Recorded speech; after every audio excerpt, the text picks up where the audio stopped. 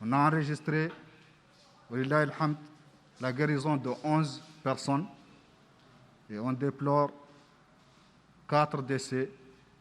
نترحم على أرواحهم وإنا لله وإنا إليه راجعون. Ceci porte le nombre de cas enregistrés dans le pays jusqu'ici à 1104 cas, dont 1039 cas contacts, 59 cas communautaires et 6 cas importés. On a eu 119 guérisons depuis le début de la crise et malheureusement, on a enregistré 59 décès. Le nombre total de cas suivis aujourd'hui atteint 926 cas, dont 875 sans symptômes, 43 avec des signes légers, et on a aujourd'hui 8 cas qui sont considérés comme graves. Quant aux tests réalisés pendant les dernières 24 heures, il y en a 384, dont 49 tests de suivi pour établir la guérison des cas suivis en observation et 335 tests de diagnostic. Et donc le nombre global de tests réalisés jusqu'ici a atteint 11 975.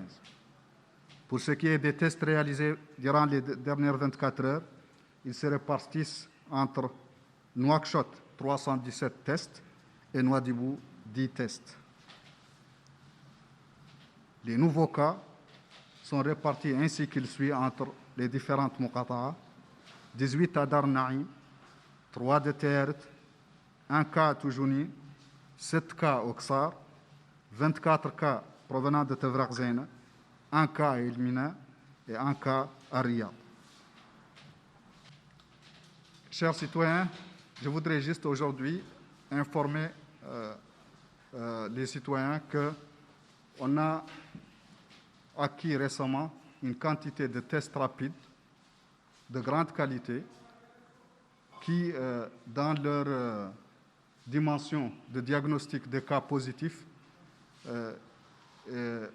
équivalent au diagnostic de confirmation qu'on faisait jusqu'ici par la PCR et qui prenaient pratiquement 12 à 24 heures de temps pour avoir les résultats. Dans certains cas, ça a pris même quelques jours. Maintenant, on a un test très performant et donc on va commencer à l'utiliser à partir de demain. Ceci nous permettra de réduire le délai de remise des résultats et aussi d'accélérer la prise en charge des cas qui le nécessitent. Ceci vient dans le cadre des efforts entrepris pour pouvoir accompagner, pour pouvoir répondre convenablement à la situation qui prévaut aujourd'hui à Nouakchott et au-delà, essayer de comprendre aussi ce qui se passe dans nos villes de l'intérieur. Ceci n'est pas une chose facile. Comme on l'a toujours dit, le contexte de cette épidémie est particulièrement difficile, étant donné que c'est une pandémie qui touche tous les pays, et donc chaque nation a besoin de ses ressources pour faire face à cette pandémie. Et il n'est pas évident que même si on en a les moyens, qu'on puisse acquérir ce dont on a besoin. Et même si on arrive à trouver des intrants, des équipements, il est encore difficile de pouvoir les acheminer jusqu'au pays. Mais en dépit de cela, nous continuons nos efforts et on a de bonnes promesses pour pouvoir vraiment acquérir dans les jours à venir encore plusieurs moyens qui permettront de renforcer notre capacité de réponse globalement, et en particulier en matière de dépistage et de prise en charge.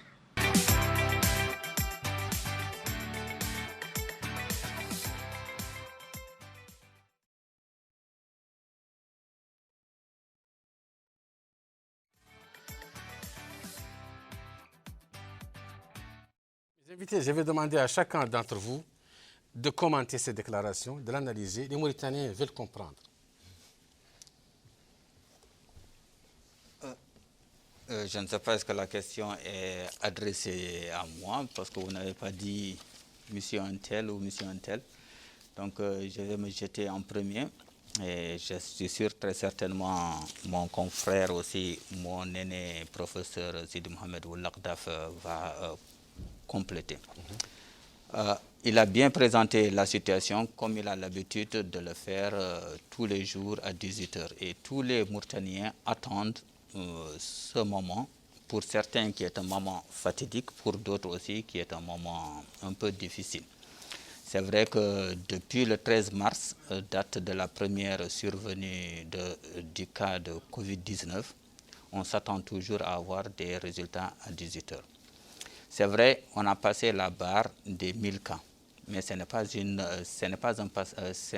pas une barre fatidique. Vous avez dit tout à l'heure fatidique parce que comparé à ce qui se passe dans les autres pays, où ils sont déjà à 4000 cas et d'autres qui sont à 5000 cas, les données sont là, on peut les... 4000 cas, 5000 cas, où par exemple? Au Sénégal, par exemple... La population sénégalaise est de combien? Et de 13 000 habitants. Les Mauritaniens sont combien? Ils sont 4 millions. Ils sont 4 millions. Le taux est toujours acceptable. Ensuite, quand vous parlez tout à l'heure, vous avez eu tendance à dire qu'on a passé la barre des 50 décès. Oui. Il faut le reporter au nombre de cas survenus. On continue à faire la comparaison avec les pays voisins. Le Sénégal, il y a combien de décès? Oui, attendez. 59 décès divisé par les 1104 cas qu'on a ici, ça nous fait 5,3. Or, vous le savez tous, depuis que le Covid-19 a commencé, toutes les structures ou toutes les grandes institutions ont dit que le taux de létalité ou bien le taux de décès tournera aux environs de 5%. 2%, 3%. Donc, on est toujours dans cette marge. Ensuite, pour les calculs statistiques, il y a ce que l'on appelle l'intervalle de confiance à 95%.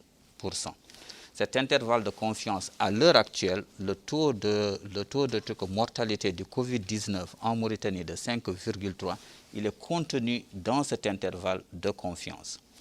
Et aussi, il va falloir aussi que l'on... Parce que Sidi Dr Zahav l'a plus ou moins dit. Ce qu'il n'a pas dit, c'est ce que l'on appelle le taux d'incidence, c'est-à-dire le nombre de nouveaux cas pour 100 000 habitants. Si vous voyez celui qui se passe ici en Mauritanie comparé aux autres pays de la sous-région, on est toujours dans l'intervalle. Mais seulement, c'est que la population ne voit que 59 décès. Il ne voit pas le nombre de cas qui a été enregistré. Il faut le reporter au nombre de cas enregistrés pour avoir un ordre de grandeur. Ensuite, le nombre de tests, parce que Zahav, il l'a dit. Il a évoqué les tests. Nous sommes déjà à presque 11 000 tests. 11 000 tests ont été réalisés dans le pays entre le 13 mars et aujourd'hui. Du 13 mars à aujourd'hui, si vous faites bien le calcul, nous sommes à 87 jours. Moi, j'ai fait le calcul avant de venir. En 87 jours, le laboratoire national de l'Institut national de recherche en santé publique, qui est la référence, a fait plus de 11 000 tests. C'est beaucoup. Et ces 11 000 tests ont été validés. Et ils ont même un système de contrôle qualité qui fait que les résultats qu'ils fournissent, non seulement ils sont validés, ils sont bons, mais ils sont fiables. Et la bonne nouvelle, c'est qu'à partir de maintenant, ils vont acquérir d'autres tests rapides qui sont encore aussi fiables que les PCR. Et donc, ils vont augmenter considérablement, peut-être multiplier par 4 ou multiplier par 5, la capacité de test de notre laboratoire. Et ça, je crois qu'il faut remercier non seulement l'action du gouvernement qui se bat, parce que Zahav, il l'a dit, même si on a l'argent, ce n'est pas facile en ce moment d'acquérir le matériel, les équipements. C'est très difficile. Les aéroports sont fermés, les frontières sont fermées, mais le gouvernement se bat pour acquérir suffisamment de matériel, que ce soit les équipements de laboratoire, que ce soit les équipements dans les structures sanitaires, que ce soit aussi même dans les équipements de protection, ce qu'on appelle les PCI, prévention contre les infections, les gels hydroalcooliques, les masques, les gants, les combinaisons, les blouses, les châssis, etc. Je vais laisser mon collègue continuer, je ne veux pas monopoliser la parole, mais il faudrait que l'on sache que nous sommes encore dans l'intervalle de confiance, que ce soit le taux de mortalité, de létalité et le nombre de cas. L'intervalle de confiance. Docteur, vous pouvez nous donner le commentaire que vous faites de la déclaration de Zahar? Je vous remercie. Pour ma part, je ne saurais nier que la situation nationale serait tout au moins relativement difficile, sans pour autant provoquer une panique sociale. Je voudrais dire que bien des efforts ont été faits, ils le sont en cours, et ils seront accentués davantage dans les heures qui suivent, comme vient de le dire le DGS. Je veux rappeler quand même que cette flambée d'épidémie était prévisible, parce qu'il est classiquement admis que toute épidémie passe par 3 phases. La phase 1 consiste à ce que la maladie apparaisse au niveau de quelques cas. C'est la phase d'apparition des cas. Celle-là, elle a commencé chez nous aux environs du 13 février par le premier passager australien. Nous avons passé à peu près quelque chose comme 2 semaines au niveau de cette phase-là. Après, on est passé par la deuxième phase classique, c'est la phase de l'épidémie au niveau des foyers. Ces foyers ont commencé un peu par Nouakchott, par Kaïdi, etc. Et cette phase-là a fait quelque chose comme presque 1 mois. Et là où peut-être les gens ne comprennent pas, c'est que pendant cette phase, cette deuxième phase, qui prépare logiquement la troisième phase, qui est la phase de la dissémination de la maladie au niveau communautaire, si on avait fait suffisamment de tests en phase 2, la phase actuelle dans laquelle on est serait passée de façon plus nuancée. Pourquoi on n'a pas fait suffisamment de tests? Peut-être que il n'y avait pas suffisamment de tests, il faut le reconnaître, parce que vous savez très bien qu'on a eu des équipements par-ci, par-là, mais toujours est-il que cette phase devrait venir de toutes les façons. Et ce n'est pas parce qu'on n'a pas fait les tests, que nous sommes à ce stade-là, non. Les tests nous auraient montré, justement, qu'il y a plus de cas attendus, il y a plus de cas qui apparaissent et qui sont attendus que, par rapport à la stratégie qui consiste à ne pas faire suffisamment de tests pendant cette deuxième phase. Donc, je veux dire par là que si la deuxième phase avait fait l'objet de suffisamment de dépistage, ça ne veut pas dire qu'elle va améliorer forcément notre taux de mortalité, mais en tout cas, elle nous aurait aidé à nous préparer à la troisième phase sans panique, comme c'est le cas aujourd'hui.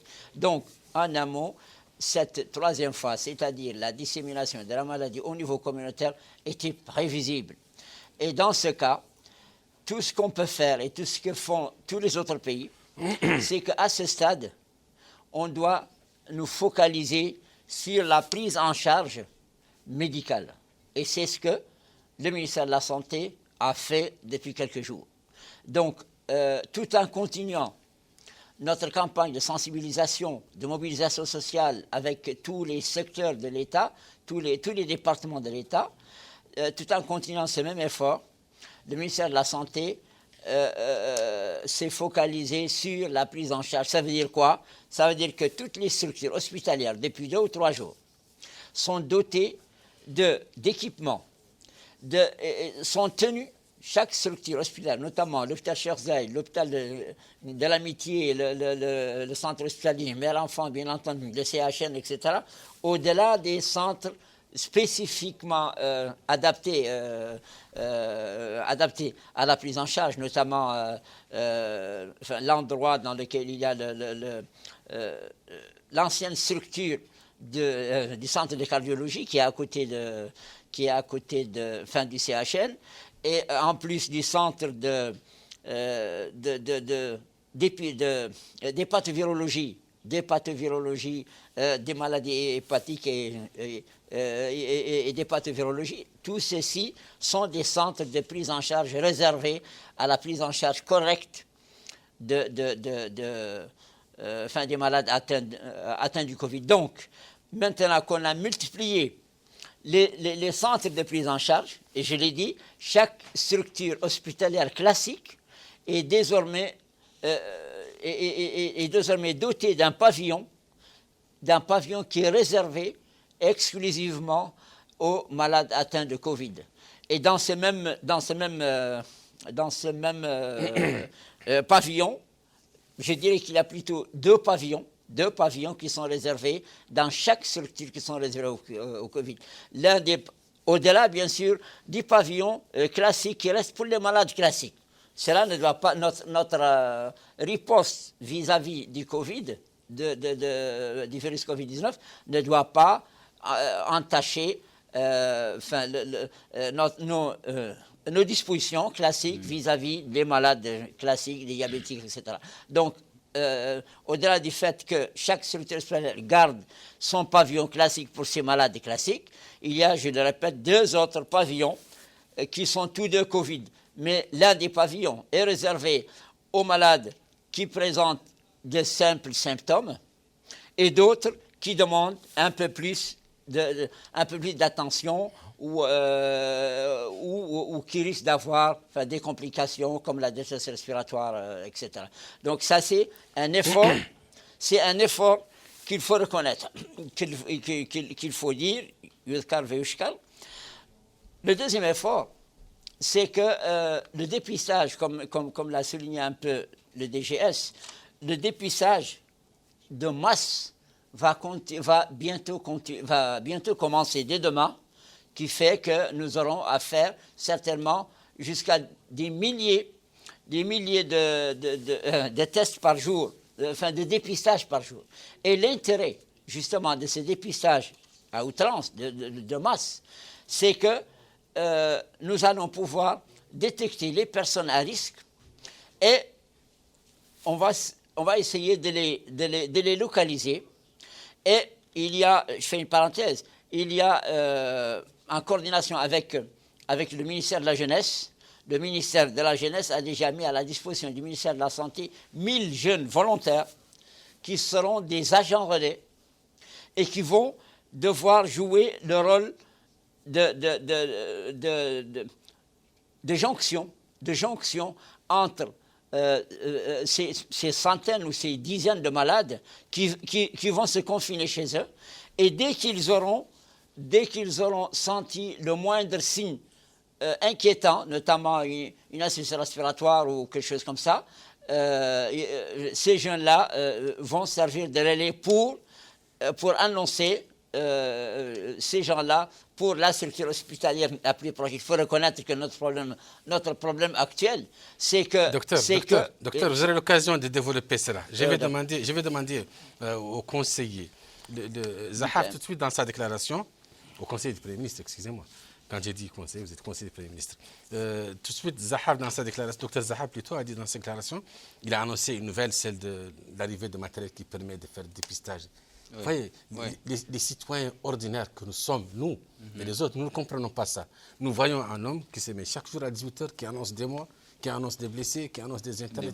On va avoir quelque chose de concret. Oui, concrètement... À quoi ça va servir d'avoir du matériel si on n'a pas suffisamment d'hommes pour l'utiliser? On a suffisamment d'hommes. On trouvera aussi suffisamment d'hommes. Comment ça? Je vais vous expliquer tout à l'heure. Dr Zahaf a parlé de la mise à disposition récemment de tests à partir de demain. Jusqu'ici, ce qui se passait pour la COVID-19, quand on cherche le virus SARS, on faisait de l'écouvillonnage de gorge, l'écouvillonnage nasal. Et à partir de là, on cherchait le virus au laboratoire par une technique que l'on appelle la PCR. Jusqu'ici, c'est comme ça que ça se passait. Est-ce que c'est très fiable comme... Extrêmement fiable. Il n'y a pas plus fiable que ça.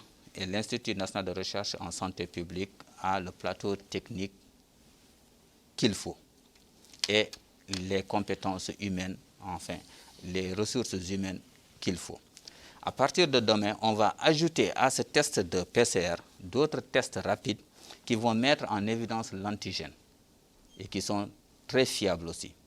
Parce que quand cette maladie a commencé, dans la plupart des pays occidentaux, les gens, enfin les grands trucs laboratoires se sont lancés dans la recherche de tests rapides. Il y en a une panoplie. Même si vous allez sur Internet, vous pouvez trouver une panoplie de tests. Le ministère de la Santé a cherché les tests les plus fiables, qui ont une bonne sensibilité et une très bonne spécificité. Et aussi, ces tests, quand on les compare au PCR, ils ont ce que l'on appelle une très bonne valeur prédictive positive et une très bonne valeur prédictive négative. Ce sont ces tests qui seront mis en place à partir de demain. Et ces tests, même si vous, en tant qu'infirmier, on vous fait la formation au bout de 10 minutes ou 20 minutes, vous allez pouvoir les maîtriser parce que ça se fait à partir d'une simple goutte de sang dans une bandelette avec un solvant. Vous attendez 15 minutes, le sang va migrer et vous aurez les résultats de l'antigène. Je n'ai pas dit l'anticorps. C'est-à-dire que ces tests ne mesurent pas la réaction de la personne vis-à-vis du virus, mais ces tests mesurent la présence du virus dans la personne. Le passage du virus. Donc c'est extrêmement important. Ce ne sont pas des tests d'anticorps.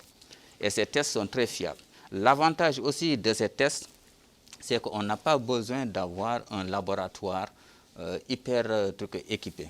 On peut prendre ces tests. Si on a un foyer qui se déclare à Nema, ou bien en Bagne, on va en Bagne, ou bien à Dabé ou à Dabano, on fait les tests sur place. C'est-à-dire qu'on n'a pas besoin d'une chaîne de froid. Si un foyer se déclare à Benichap ou un foyer se déclare n'importe où, les équipes iront sur place, ils peuvent faire les tests, ils peuvent dépister une grande masse de population. Si le gouvernement décide demain... Suffisamment de ressources humaines surtout. Mais je vous ai dit que n'importe quel infirmier, vous lui faites une formation de 30 minutes, 40 minutes. Je vais avoir une idée précise sur les infirmiers. On en a combien? Combien d'infirmiers au ministère le personnel médical. Bon, juste une idée. Je n'ai pas en tête la base de données du personnel du ministère de la Santé. Je n'ai pas en tête. Je ne peux pas aussi me hasarder à vous donner un chiffre ou bien une fourchette. Mais je sais que ces tests, vous faites une formation à n'importe qui est du corps médical. Il peut utiliser les tests sur le terrain, dans les structures sanitaires et n'importe où.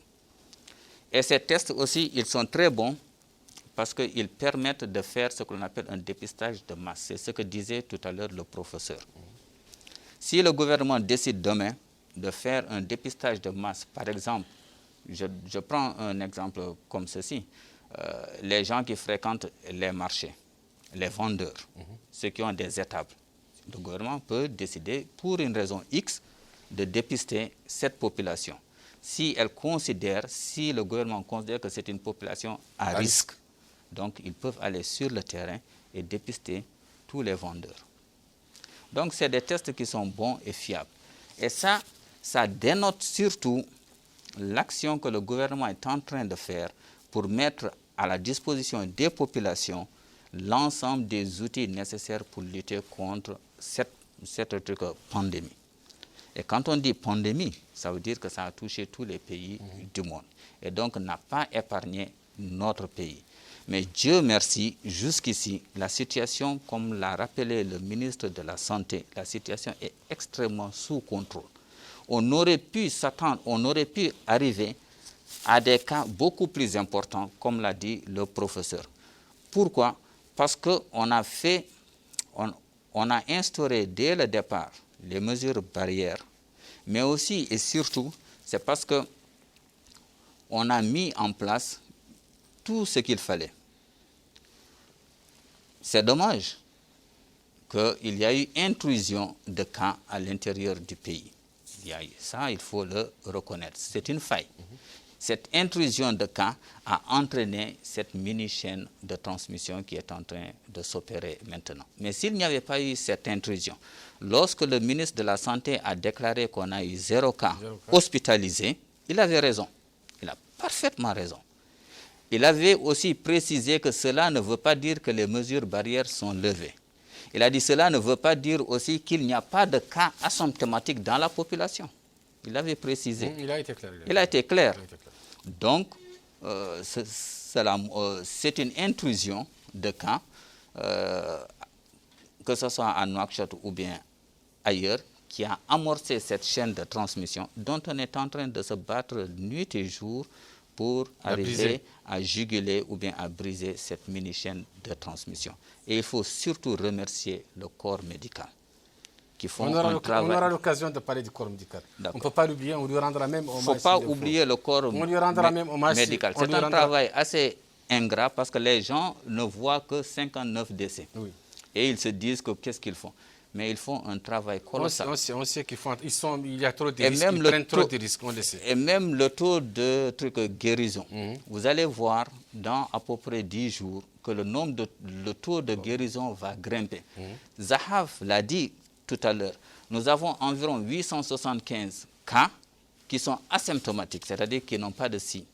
Et cela, dans 15 ou 20 jours, ils seront libérés. Donc le taux de guérison aussi, il va augmenter. Ne vous pressez pas. On demande à la population de ne pas se presser. Les choses sont en train petit à petit de se mettre en place. Et Inch'Allah, ça ira. C'est une note d'optimisme. Merci. Je voudrais rebondir un peu sur les propos de mon ami, monsieur le conseiller du Premier ministre, pour rappeler, d'ailleurs, j'allais dire, pour affirmer que le ministère de la Santé a depuis au moins un mois mis en place des structures hospitalières, j'allais dire complètes pour la prise en charge du Covid. En ce sens que tous les hôpitaux régionaux, je ne parle pas de Nouakchott, c'est évident, tous les hôpitaux régionaux ont été dotés de laboratoires formés pour faire le prélèvement, pour faire le test et des médecins qui sont censés prendre en charge correctement, autant que faire se peut par ailleurs, les malades dans les endroits les plus reculés. Je donne par exemple le cas des 17 personnes jugées Covid positives à Kifa, qui n'ont jamais été évacuées à Nouakchott, parce que cela va de soi, il est strictement interdit. Donc, qui ont été testés à Kifa, qui ont été traités à Kifa, et Dieu merci, qui sont sortis guéris à 100%. Je rappelle au passage le cas, même si c'est des cas isolés, le cas d'Adel Bagrou, c'est pas d'Amourj en tout cas, le seul cas qu'il y avait au niveau de Charqi, qui a fait toute sa période là-bas et qui est guéri. Et donc, c'est dire que, je reviens sur ça pour dire que depuis plus d'un mois, tous les hôpitaux régionaux ont été dotés de personnel suffisamment compétent pour aussi bien détecter, diagnostiquer que traiter les malades. J'en profite pour dire que, pour vous rappeler que plus de 75% de nos malades déjà jugés positifs, Covid positifs, sont à Nouakchott. Zahab vient de le dire. Et donc, les 25% autres sont repartis au niveau de nos Muqata'a. Et donc, la stratégie du ministère de la Santé actuelle vise à réduire, j'allais dire, à vider la poche du Covid dans les régions pour qu'on se focalise sur Nouakchott. Et c'est pourquoi, Dieu merci, vous conviendrez avec moi que les Muqata'a diminuent au fur et à mesure. Il y a 4 ou 5 jours, on avait quelque chose comme 19 Muqata'a atteintes. Aujourd'hui ou hier, on était à 16. Et on espère que d'ici 3, 4, 5, 6 jours, etc., on arrivera à juguler tous les cas au niveau régional ce qui nous permet de nous focaliser sur Nouakchott. Et quand on n'aura plus de cas à l'intérieur du pays, cela va nous faciliter la tâche. Et je le rappelle, comme l'a dit le docteur Ampaté, monsieur le conseiller du PM, dans les jours à venir, nos personnes jugées positives au Covid vont voir leur cas avancer, évoluer favorablement. C'est-à-dire qu'on aura de plus en plus de personnes guéries. La preuve est que si vous vérifiez ces 59 personnes qui sont décédées, vous trouverez que, avec une brève analyse, la plupart d'entre eux sont décédés, sinon à domicile, à quelques heures d'arrivée au centre de traitement. Comment expliquez-vous Comment expliquez-vous que les gens ne se rendent pas directement au centre hospitalier? Je vous l'explique. D'une part, il y a dans notre population, pour la plupart d'entre elles, malheureusement, ont une mentalité, j'allais dire, rétrograde ou socialement rétrograde, qui fait que cette population considère qu'une personne atteinte du Covid est mal vue dans notre milieu ou est une personne pestiférée, et donc ils ont tendance à nier, à refuser leur statut de malade. Et donc ils ne se déclarent pas, ils ne se déclarent que s'ils sont obligés de le faire ou s'ils ont des complications. Donc tant que nos populations, et là je profite de votre question pour faire un appel à nos populations, pour leur dire que plus ils se déclarent tôt, plus leur statut ou leur comment dirais-je, leur chance de guérison est plus grande. Et donc, je reviens à cette idée que la plupart, au moins, si vous vérifiez, au moins 80% de nos 59 personnes sont décédées presque à domicile. Et donc, pourquoi? Pour la simple raison aussi que la maladie, quand elle passe à la phase des complications, il faut en moyenne, et c'est classique, c'est connu, il faut en moyenne 15 minutes. Une fois que le sujet a un début de détresse respiratoire, il faut l'intuber, il faut l'oxygéner dans un maximum de 15 minutes. C'est dire les complications que nous avons. C'est pour moi l'occasion de demander au Conseil du Premier ministre... Et donc le pronostic vital de ces gens-là risque... Est-ce qu'il n'y a pas un manque de confiance une rupture de confiance entre les malades et les hôpitaux? Non, je ne crois pas. Si ça n'a pas, en tout cas, ça n'a pas été observé. Les gens qui refusent d'aller dans les structures sanitaires. C'est la stigmatisation qui fait surtout que certains refusent, c'est-à-dire certains vont tardivement à la structure sanitaire. C'est la stigmatisation.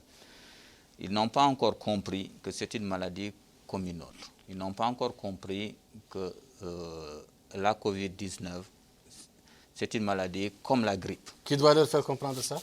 Nous et vous, la presse. Parce que vous êtes l'interlocuteur entre le pouvoir et la population.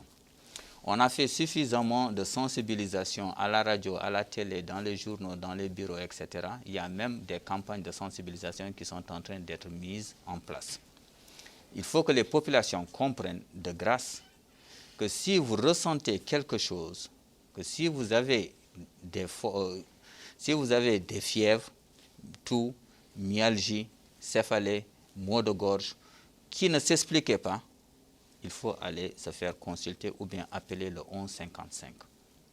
Le 1155 fonctionne très bien. Il n'y a pas de raison que des gens distillent des informations qui ne sont pas vraies. Vous-même, c'est l'occasion pour vous de parler de ces gens-là. Il y a des fake news, des gens qui disent quand ils partent à l'hôpital, ils ne sont pas soignés, il n'y a pas d'oxygène, ils sont mal confinés, ils sont laissés pour compte. Les gens le disent. Il y a énormément de fake news, ça c'est vrai, vous avez raison.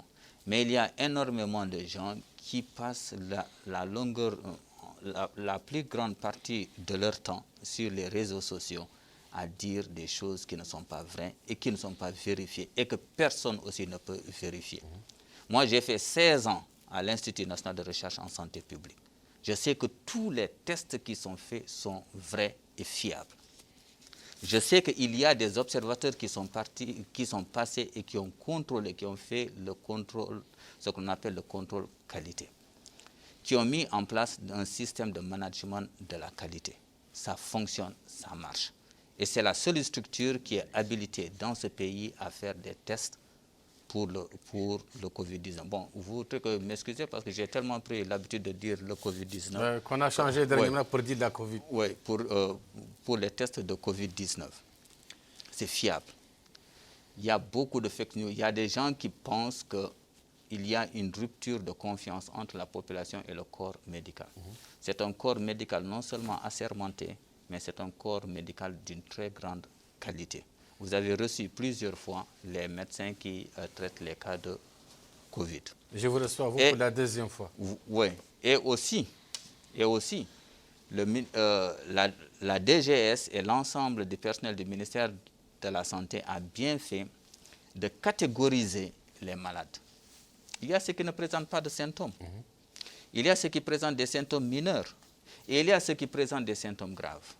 Et ils ne sont pas logés à la même enseigne, c'est-à-dire dans les mêmes lieux. Et ceux qui présentent des symptômes graves, ils ont aussi tout le matériel pour faire l'intubation, ils ont tout le matériel de réanimation, ils ont des réanimateurs, ils ont des médecins, ils ont des infirmiers qui se relaient 24 heures sur 24. Il ne faut pas avoir peur. Donc ça veut dire que sur ce plan, il n'y a pas de problème. Le problème ne se situe pas là. Le problème se situe que quand les gens ne respectent pas les mesures barrières. C'est ça qui fait qu'il y a de plus en plus de cas. C'est au niveau de la population. Je l'ai dit une fois ici que la bataille, elle n'est pas médicale. Je le répète encore une fois. Elle est plus communautaire. C'est les gens qui ne respectent pas les mesures barrières. Et ce qui est bizarre, c'est qu'il y a des gens qui ne croient même pas à l'existence de cette maladie. Ça, c'est le plus grave. Ça, c'est le plus grave. On peut comprendre que quelqu'un n'a pas fait l'école, ce qu'on appelle analphabète. Mais à force de regarder la télé et d'entendre, quand même, tu ne peux pas dire que ça n'existe pas. Ou bien dire que ça ne m'arrivera pas. Ça n'arrive qu'aux autres. Ça arrive à tout le monde. La preuve en est, il y a de grandes personnalités sanitaires qui ont été dépistées, positives. Et pourtant, ils ont respecté les mesures barrières. Mais quelque part, il y a une petite faille qui s'est présentée. Et le virus, il est opportuniste, il est vicieux, il est invisible et il est silencieux parmi nous. Il ne se déplace pas et c'est nous qui se déplaçons. Et on le prend facilement. Donc, ce n'est pas un problème médical. Ce n'est pas au niveau du corps médical. Ce n'est pas au niveau des structures sanitaires que le problème se passe. Le problème se passe au niveau des populations. Le ministère de la Santé a tellement fait un bon travail, vous vous en rendez compte. Regardez, si vous regardez le nombre de cas positifs par jour, presque tous, c'est des cas contacts. Presque tous, c'est des cas on vous dit 2 ou 3 contacts. Il y a 1, 2 qui sont des cas communautaires. Aujourd'hui, je crois qu'on en a eu 2. Ça veut dire que c'est des gens qui sont suivis, qui sont connus, et donc qui ont été retirés de la circulation il y a quelques jours. Et ils sont devenus positifs aujourd'hui. Ça veut dire que quand le virus fait une vague, ou bien 2 vagues, le ministère de la Santé fait une vague suivante. Donc ils sont en train de rattraper le virus. En épidémiologie, c'est quelque chose que l'on enseigne aux gens. Il n'y a pas un grand décalage entre l'action du gouvernement ou bien l'action du corps médical sur l'action du virus. Ils se suivent. C'est deux vagues qui sont en train de se suivre. Il arrivera un moment où la vague gouvernementale ou bien la vague ministérielle santé rattrapera la vague du virus. Et c'est à ce moment qu'on va décliner. Et vous allez voir que toutes les choses vont On espère que cela arrivera bientôt. Ça arrivera. Vous avez la parole de l'Arta. Merci. Vous permettez... Vous pouvez nous parler, s'il vous plaît, avant qu'on ne passe à cela, du confinement. Comment ça s'est fait? Il y a ceux qui sont confinés chez eux, il y a ceux qui sont confinés dans les hôpitaux. Pourquoi? Suivant quels critères? D'accord, je vais vous le dire, mais si vous permettez juste une minute pour parler avec des chiffres et pour donner des circonstances atténuantes pour le ministère de la Santé avec des chiffres à l'appui. Si on prend le nombre d'appels quotidiens déclarés par le 1155. On trouve qu'en moyenne, c'est 11 000 appels, 12 000, parfois 15 000 appels, dont sont traités, par exemple, sur 15 000, il arrive à traiter correctement, c'est-à-dire à répondre à l'appel de 11 000, par exemple, 11 000 sur 15 000, 11 000 en un jour. À supposer, et c'est vraiment le plus bas chiffre possible, à supposer que ces 11 000 appels sont réels et nécessitent une intervention, on va en prendre seulement 20%. 20%, c'est vraiment le plus bas mot. 11%, 20% de 11 000, ça fait combien? Ça fait 2200. 2200 personnes, c'est vraiment, je le répète, le plus bas chiffre possible. Donc, autrement dit, on doit intervenir, le ministère de la Santé doit intervenir sur 2200 personnes supposées être réellement malades et qui demandent à être prises en charge le plus rapidement possible. Bien que le travail est brouillé par des appels voilà, de gens qui se moquent du 1155. Les 80%. C'est pour vous dire, il est impossible que ce soit un chiffre plus bas. Donc, devant 2200 appels, le ministère de la Santé, je ne sais pas combien il dispose de...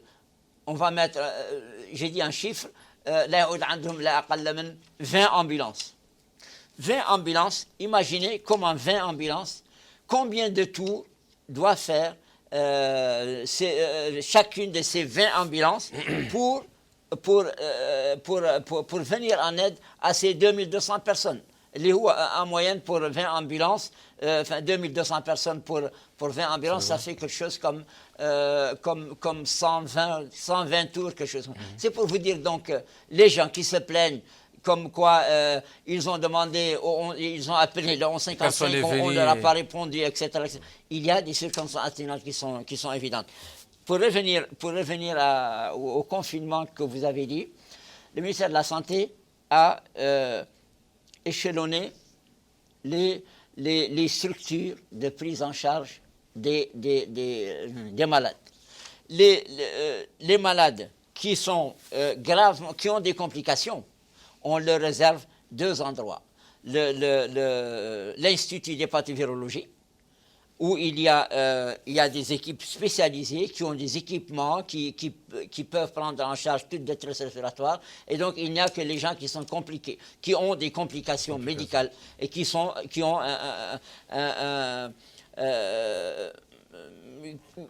le plus grand risque d'en mourir.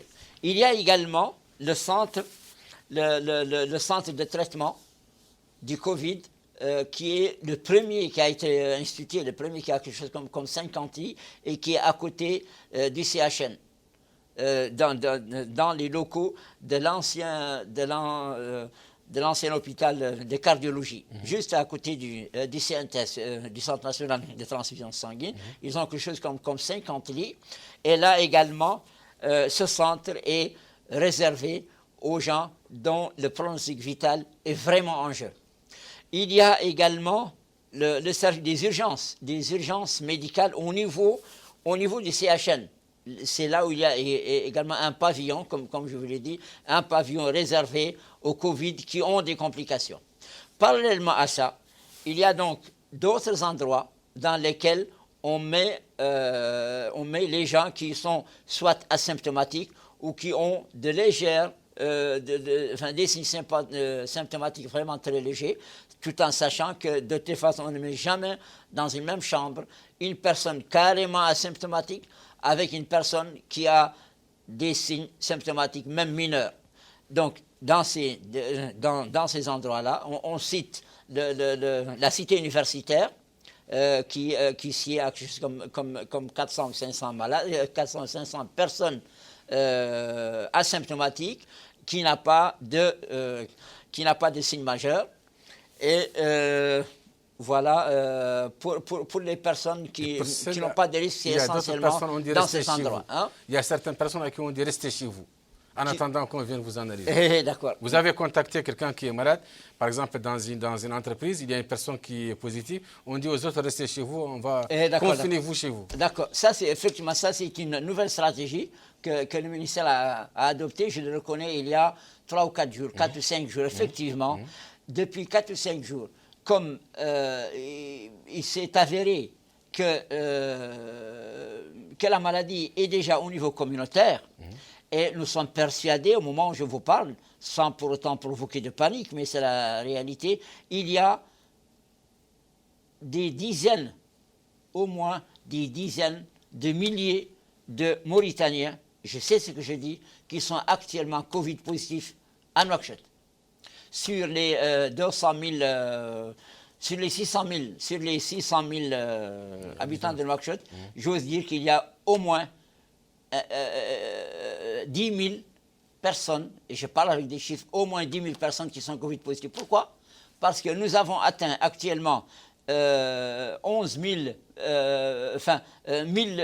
on a dépassé, vous venez de le dire, on a dépassé la barre de 1000 Mauritaniens, 1000 citoyens mauritaniens à Nouakchott, à l'intérieur, mais essentiellement à Nouakchott. Donc, on doit s'attendre vraisemblablement qu'en moyenne, chaque personne de ces 1000 a déjà contaminé au moins 10 personnes. C'est vraiment le minimum. Donc, c'est dire qu'on s'attend à avoir au moins 10 000 personnes actuellement Covid positives. Heureusement que la maladie est faiblement, produit très très peu de mortalité. Le taux de mortalité dans cette maladie est très faible, et donc on s'attend à ce que ces 10 000 personnes, on en perd, Inch'Allah, 1 pour 1000 ou quelque chose comme ça. Donc, c'est quand le ministère de la Santé a vu qu'il est en face de cette situation, il n'a pas la possibilité, comme à un moment donné, comme la France ou l'Italie, qui ont été amenés à demander aux gens de se confiner chez eux. Nous aussi, quand on a atteint ce chiffre-là, vraisemblablement, on s'est dit, nous n'avons pas les moyens de confiner 10 000 personnes dans tous nos hôtels, etc.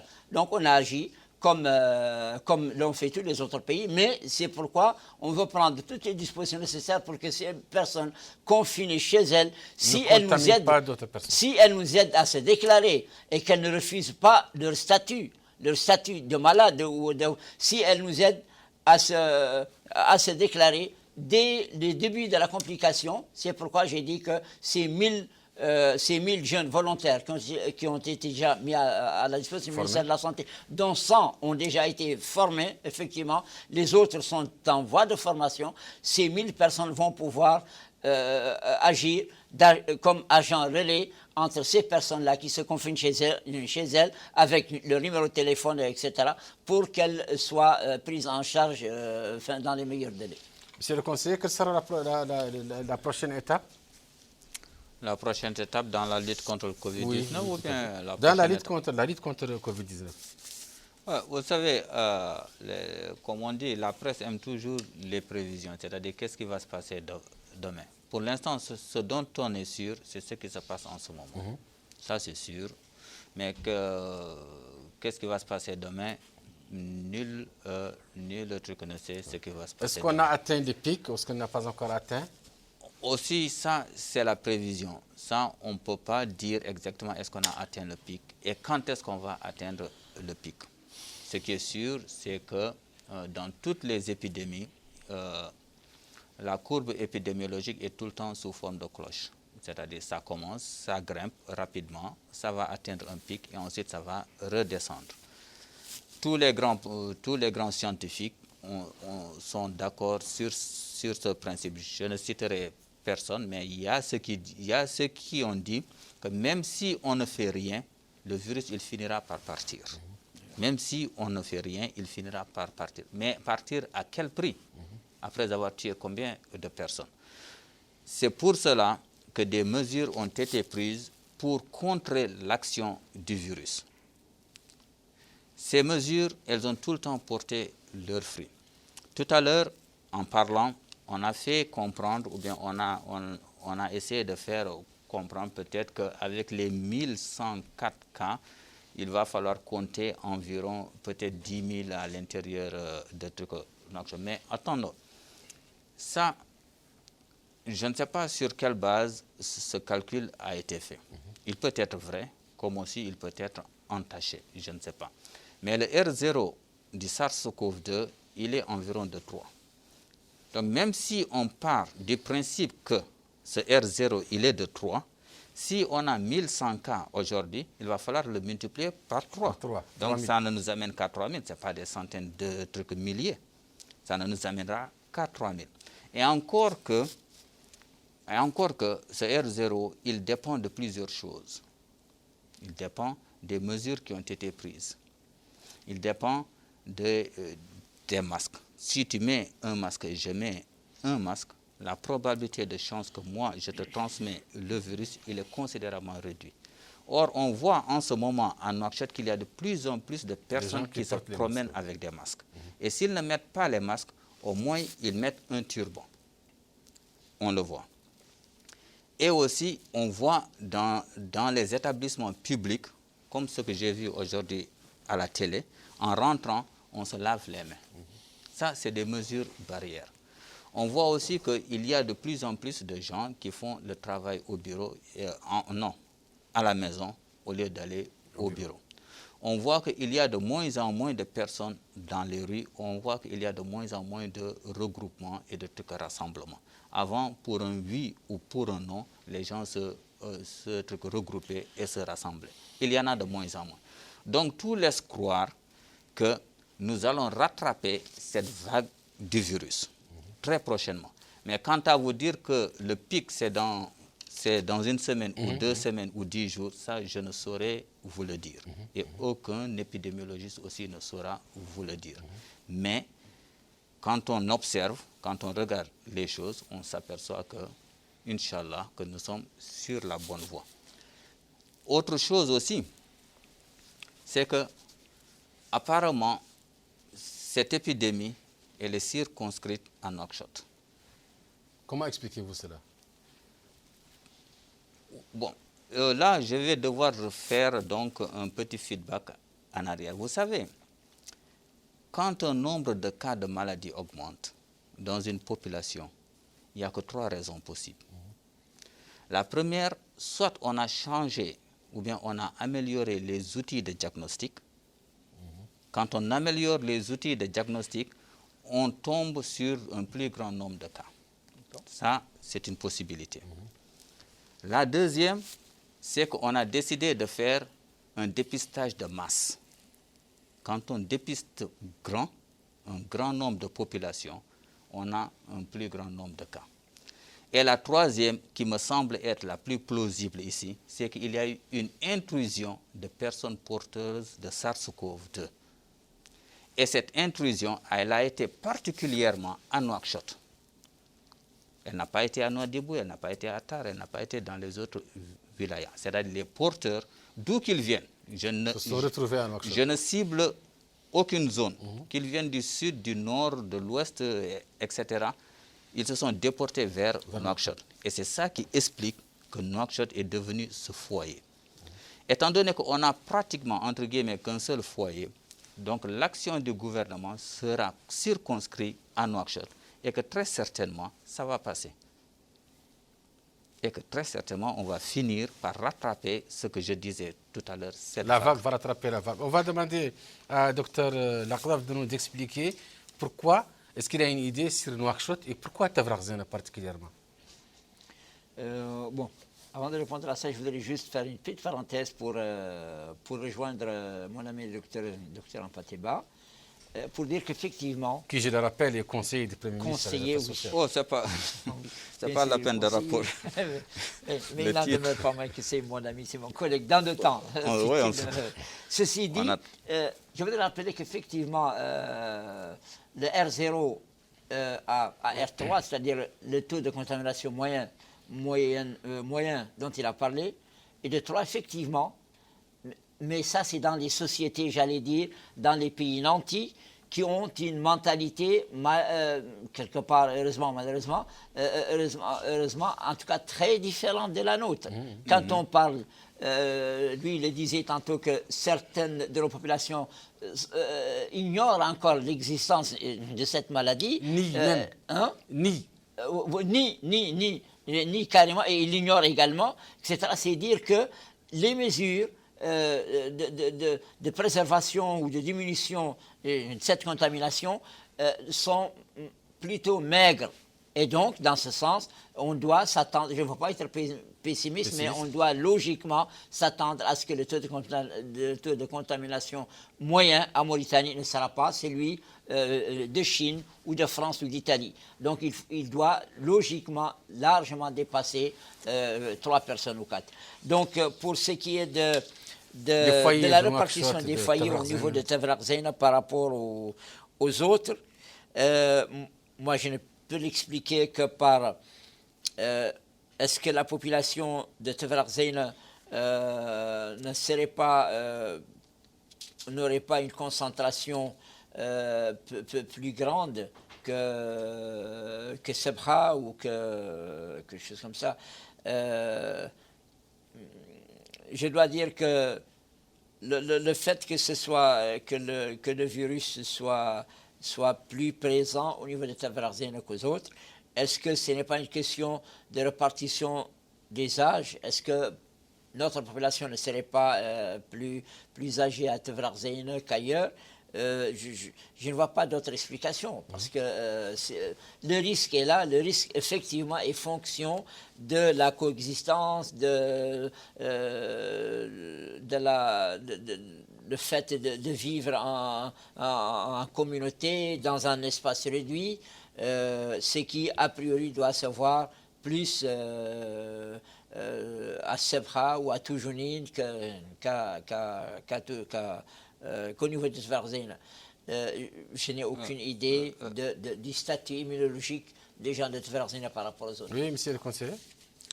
Non, c'est que on peut, comme dit le professeur Sidi Mohamed Woulagdaf, on peut faire des hypothèses, mais aucune personne ne pourra dire exactement, réellement, de quoi est-ce qu'il s'agit. La première hypothèse, c'est peut-être que les porteurs de SARS-CoV qui se sont introduits se sont installés plus ou moins dans la Mokata de Tafraq Zeina. La Mokata de Tafraq Zeina aussi.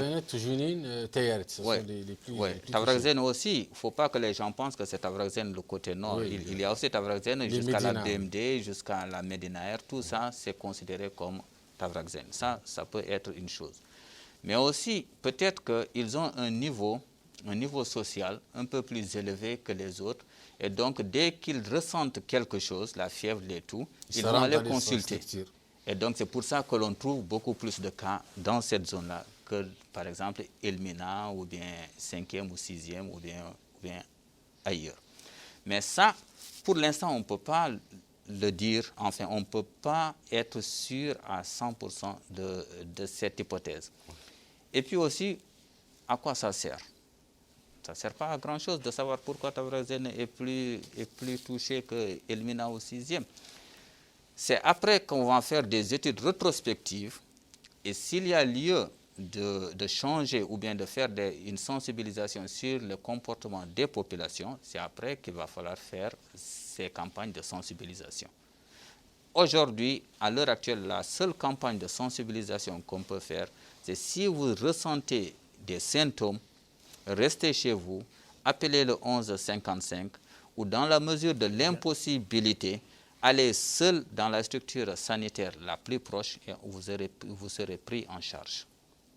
Évitez les trucs rassemblements, appliquez les mesures barrières et surtout faites confiance au corps médical. Si on ne fait pas confiance à son corps médical, ça veut dire que rien ne marchera. On ne peut pas rester à la maison et dire que si je vais à l'hôpital et si je reste à la maison, c'est la même chose. Non, ce n'est pas vrai. Ça ne peut pas être la même chose. Ce n'est pas la même Ça chose. ne peut pas. Ce n'est pas la même chose. Impossible. Il y a une prise en charge à l'hôpital. Faites confiance au corps médical. C'est la première étape. C'est la toute première étape. Et puis, il faut que les gens sachent que il n'y a rien de honteux d'être SARS-CoV+, ou bien d'être Covid+. C'est un virus que l'on prend facilement. Et comme je l'ai dit tout à l'heure, qui est vicieux, qui est sournois, qui est silencieux. Donc ce n'est pas une faute, on n'a pas péché pour avoir ce virus. Et donc quand on se sent malade, on va vers les structures sanitaires pour une meilleure prise en charge. Et d'ailleurs, toutes les études scientifiques ont montré que plus tôt le patient arrive à la structure sanitaire, plus il a de chances de guérir. Plus il a de chances de s'en sortir. Et même cette histoire de chloroquine ou bien hydroxychloroquine, dès qu'on l'utilise dans les 48 heures après le début des symptômes, on baisse considérablement la charge virale et cette personne a plus de chances de rentrer chez lui. Mais si vous attendez la phase finale, comme l'a dit tout à l'heure, ceux qui arrivent et qui décèdent 10 minutes, mais on ne peut même plus vous prendre en charge parce que vous êtes arrivé presque, disons, vous êtes arrivé décédé. Il ne reste pas beaucoup de temps pour l'émission. Je crois que ça sera le dernier tour de table. Docteur, le conseil a évoqué tout de suite la prise en charge avec les hydrochloroquines. Est-ce que c'est ce que vous utilisez ici? Le protocole de la prise en charge, c'est quoi? La prise en charge, le protocole, effectivement, c'est l'hydroxychloroquine avec l'azithromycine. Mais je dois insister pour dire que seul le médecin est censé donner ces molécules aux malades et au moment qu'il faut. Est-ce qu'il n'y a pas des consignes qui sont données aux pharmaciens de ne pas vendre ces médicaments sans ordonnance? Parce que l'automédicamentation, vous savez... Ça, c'est classique. Il est évident qu'il y a plusieurs catégories de médicaments que le pharmacien n'est censé vendre que sur une ordonnance. Mais ce que je dois dire, c'est qu'il est formellement interdit, et je crois que le ministère de la Santé a fait une grande sensibilisation autour de ça, que la prévention, qu'on n'utilise pas l'hydroxychloroquine en matière de prévention. Et que la chloroquine aussi, qui est très fréquente, ne doit pas non plus être utilisée en matière de prévention. Donc, cela m'amène à répondre à une question souvent posée. Nos citoyens se disent, de toutes les façons, nous on a constaté que tous ceux qui viennent, alors qu'ils sont Covid positifs, on les met dans une chambre, etc. Ils sont bien alimentés, mais on ne leur donne rien du tout. Ni la chloroquine, ni la vitamine C, ni rien du tout. Donc, autant rester chez moi. Je voudrais leur dire de changer d'esprit, de compréhension. La raison pour laquelle ils ont été mis dans ces sites de prévention, c'est que justement, en cas d'apparition, et on ne sait jamais quand est-ce que ça va apparaître, en cas de complications, comme je l'ai dit au début de l'émission, s'ils ne sont pas pris en charge correctement dans les 15 minutes qui suivent, ils risquent d'en mourir. Et donc, seulement 15 minutes. Seulement 15 minutes en cas de détresse respiratoire, et j'insiste pour le dire, en cas de détresse respiratoire, si le sujet n'est pas pris en charge en 15 minutes, il meurt. Donc c'est pourquoi on demande à ces gens-là qui sont pour le moins asymptomatiques, qui ne sentent rien du tout et qui se disent « moi je suis plus à l'aise chez moi », etc., qu'ils sachent que toutefois qu'ils ont la chance d'être confinés dans les structures de santé, ce qui n'est plus le cas aujourd'hui, c'est un avantage qu'ils doivent se dire, c'est un avantage qu'on les invite à venir au niveau de... Et c'est pourquoi le dépistage, justement, dont j'ai parlé, le dépistage de masse, consistera à dépister en premier lieu toutes les personnes âgées qui sont à risque, qui ont une comorbidité, c'est-à-dire qui ont plusieurs pathologies, qui associent par exemple un diabète avec un Covid positif, avec une hypertension, qui sont âgés, relativement plus de 60 ans, etc. Ça, c'est le premier front, j'allais dire, c'est la première catégorie des gens qu'on va confiner. Et à chaque fois que l'un d'eux sera déclaré positif, le ministère va tout faire pour le garder en hospitalisation.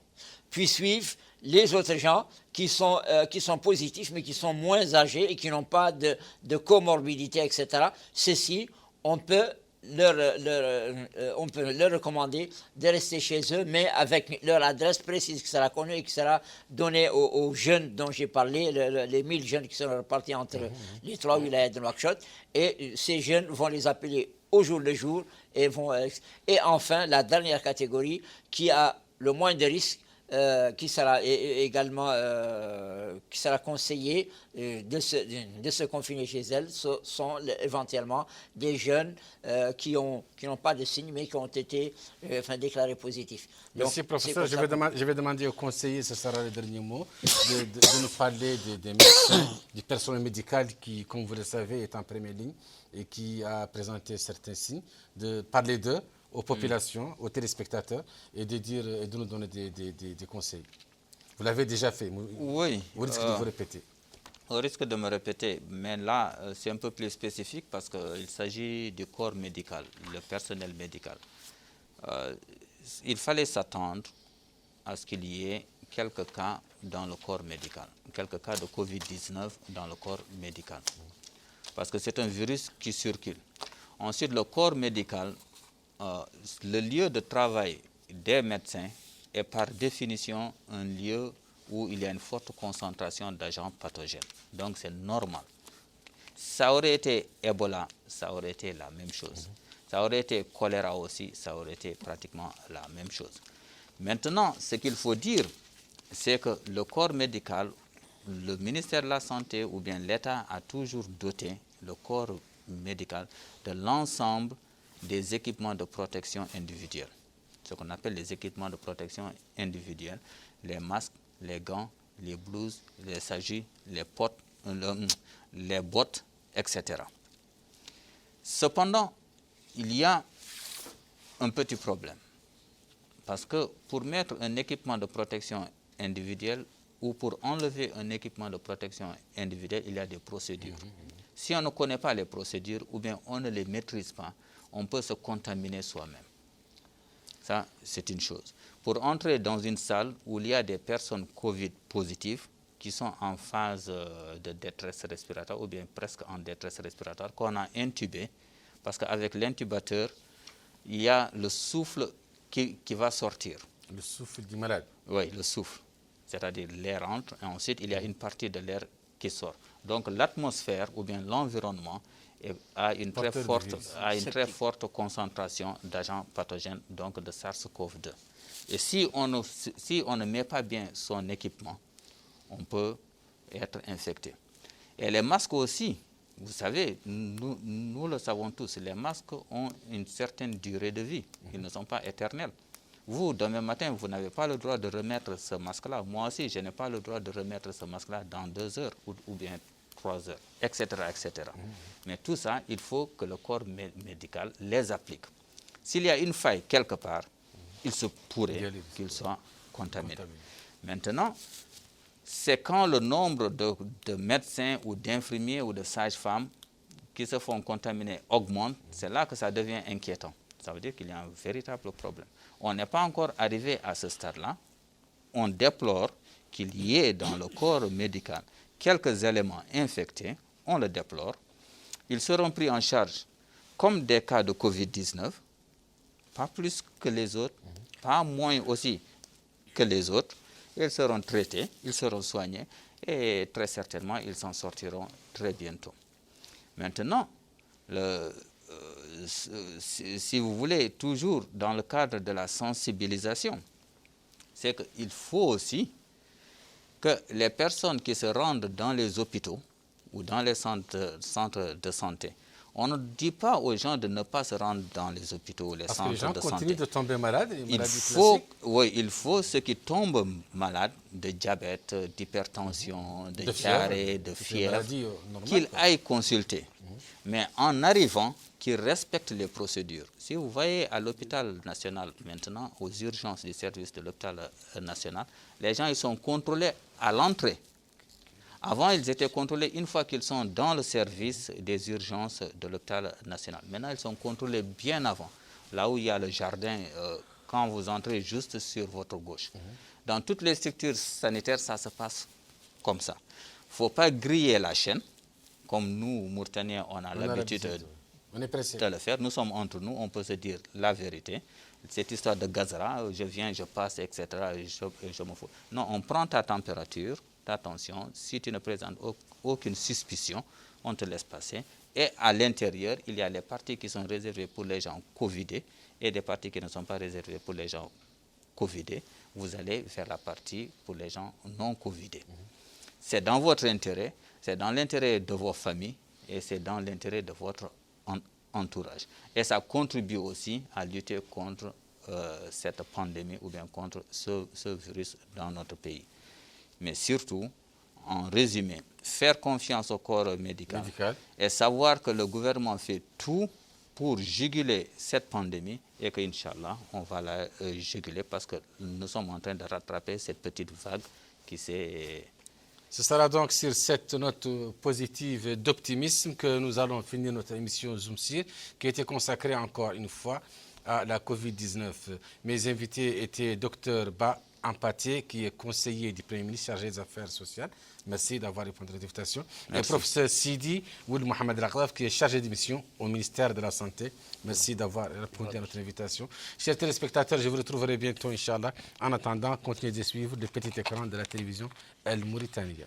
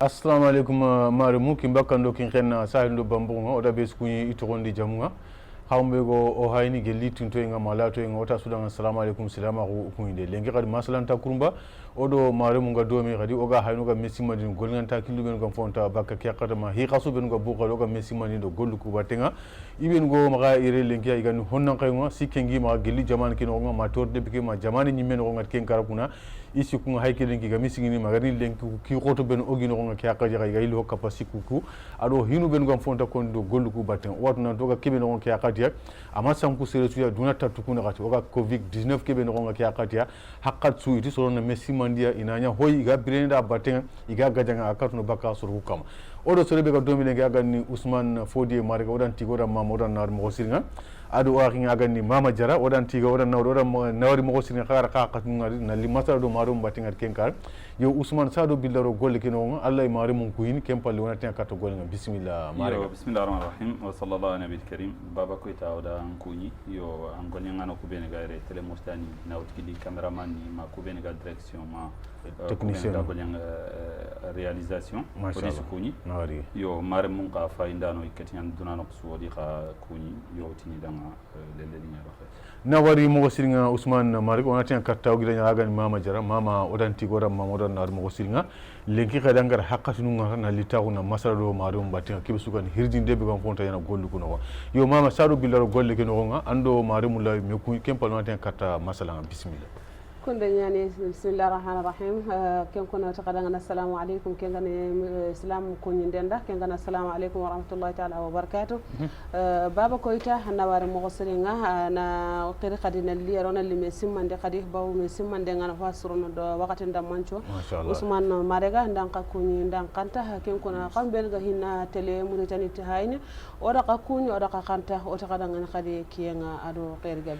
yo kenyani Ousmane ona tiya katanga ke hakati ya kunanga tunantoka hirjinde be no nga kenni covid 19 kay yo gella njeppe do sasanaka oma honnan kayunga to mun wot odi sikungari ka omay ogara khiri nanti nali e fatan panchu de baro dangani iga sikoro be no nga gelli jamani torde be kinanda wara ma jamani kino yo xawon xabe ga wot na dikka honu xama ka honu ku xadu kitay na xay minu kitni yogat ni société civile kay kenkara xasigintonga ho sukani kota be ga honnan kayun kam ma jamani no lenki xana kangal hale xada kan cikku de bal gelli covid 19 konni do sasanaka o antrin kan Ousmane bismillah yo bismillah rahim koyta nawari donc comme angat mo be ke watte nawtu gilli anali duna donc agi joppe shin jamani ma yo magarini duna yonki sahan ko fo hore ke be OMS donc agi déclarer nanti pandémie donc c'est-à-dire watte ani alhoba gen donc kencho bobu danga o jamane ke idi mesure ni wutu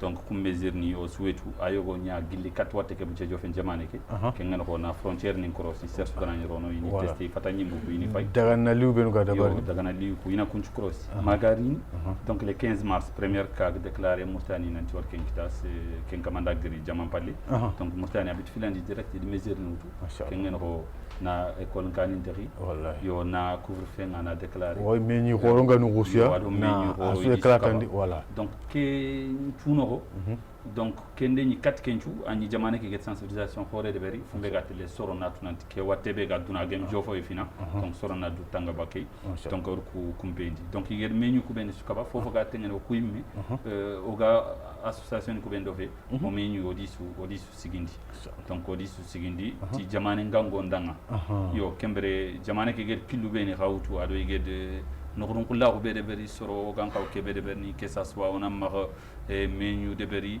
on a wa sebako ka magantanga mantora donc kundi me khawara ado masque londi on a wa se me kunyi donc kunchu donc autre qu'on respecter donc odo oreyon sigindi donc mesure nu suga koni xawma mesure ko xali respecter odi respecter kembane fe khadi wa inna ma khadi on a soron katongo nanti watte ken manne fina donc or kunde beri donc ken sensibilisation donc or kende beri na soron pa mundi watte ken kam mo nanta burenyani donc aw serenkerni a jambe mo goda suko serengan qaw du tangane bakke mo be donc ona ken go tortu donc jamanen qirse nyimme anya ged ko nanti kebe ged jaman qoron kanya ko radanga ti nabur goro be gi ma gado infrastructure sanitaire ni be gi ma kay korsik kebe kani donc ko yimme o wal halantu donc o ku kebe soni ko nyime xanni na du tanga bakka watte ay impost na watte njara donc kenyan o daga Mourtani o daga do ken kilia kenyan o soron sensibiliser ser suka do nan to kanka ona du tanga ono kadum ko ni oni tanga surtout gadi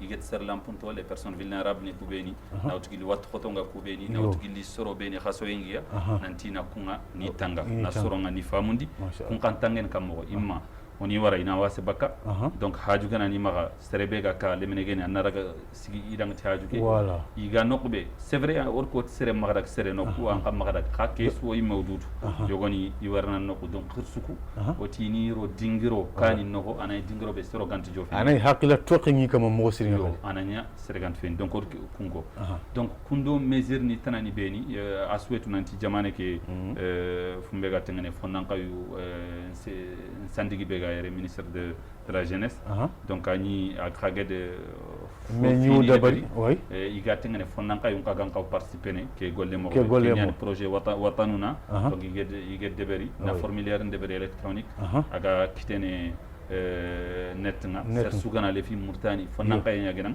an ka gana le fi ke gajange be tuna suge de déclarer nanti watte ke gajang angale am ka gana kefi an tak ke lone ke gajange que ça soit ngarti un effort en toi donc en cas formulaire qui a là télé on a inscrit donc kembre ina qri iga effort ni kubeni de berni surtout wacce o souhaitu o soro kubeni jarandano ko wacce pression ngebe nyani kamma kani ko gobo morbe ka communautaire ni gobo ado kadi hôpital ni donc pression ngebe ni kamma donc kemmo o danga jeune ku ben gano engagement to ngene fonnan kayu donc yi xana former mogobe yi xagan kata ku kundemana c'est-à-dire que ça soit sensibilisation kara wala hari soro ngobu nyan quarantaine ko wetnat lenki wujunu njatu nya faga don donc kenchu i soro gonde ndo fotana ad moyen ngebe nya tarndi moyen xal sibane fe o inama de moyen ressources humaines ni metterndi ke ngana ko hade mere menka sembe ar kenterndi donc kencho bobu nyani donc o jeune nga o yi xa encourager ne kudo sersu angan kat effort be de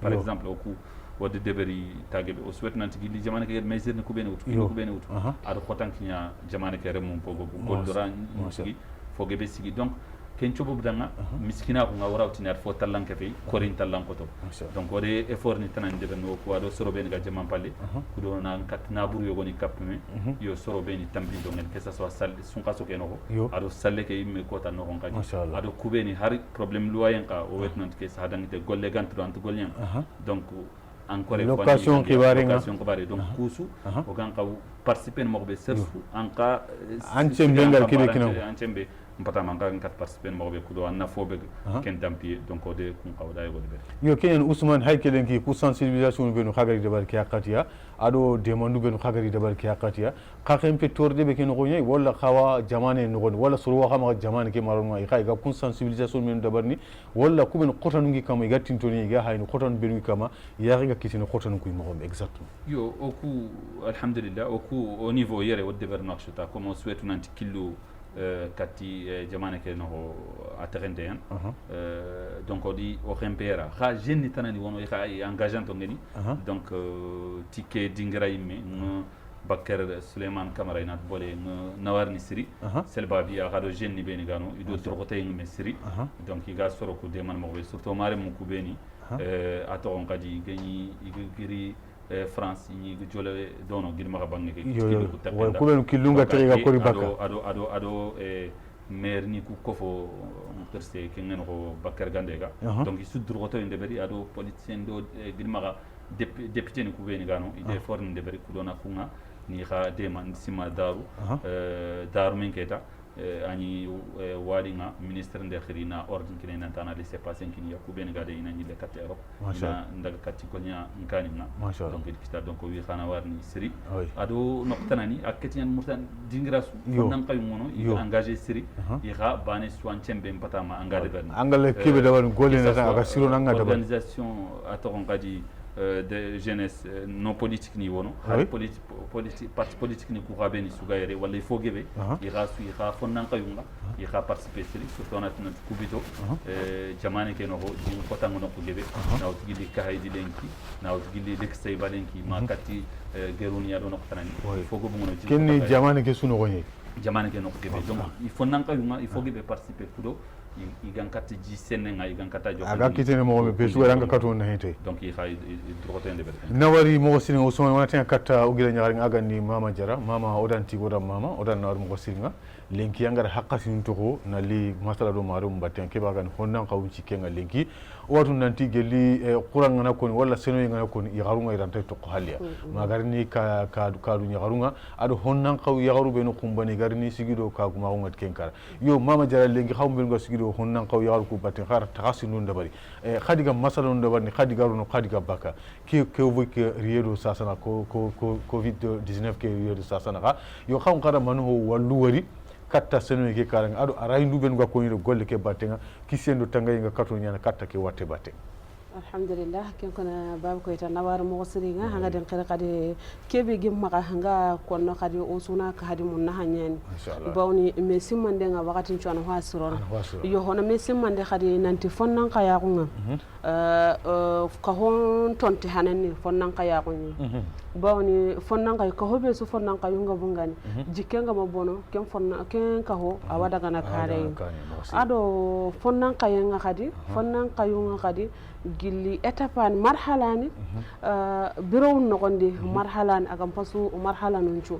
marhalani khadi muhimma ngay mo ko sering bawni fonnan kayunga golle ngali ngeni fonnan kaya ko ngatinya sikke nga khadi ali ngeni fonnan kaya ko nga gati bawni fonnan kaya dimman ke bangal fonnan kaya nga Allah way hui gabe nyana kenye ona yille simena khannanti fonnan kaya nga khadi fi gabe khadi aga surondin fonnan kaya ko keno ko nga kenni fay khadi aga gilli kebe gani muhimma kore ke gal nokube gilla ga joppeleti marayan kara bona ngana wad fonnan kayanga na fonna aganya fonnan kayanga keta aga responsable tentu ida tu ndayya bona ga na fonnan kaye ga ma tu nday nanti responsable ten nyana kam manke ngam gal fonnan kaye e fi gabe way allanta anyana ha ona saran ko gatiga khadi igar fonnan kaya ko ke igada ahammi yanda khadi na rose go ngabari o yankawana atinga gida ñugon pagada point ñogo ko yere gille kebe kata khirsu khoro be nugo maka oni ro kara ona kati kurosin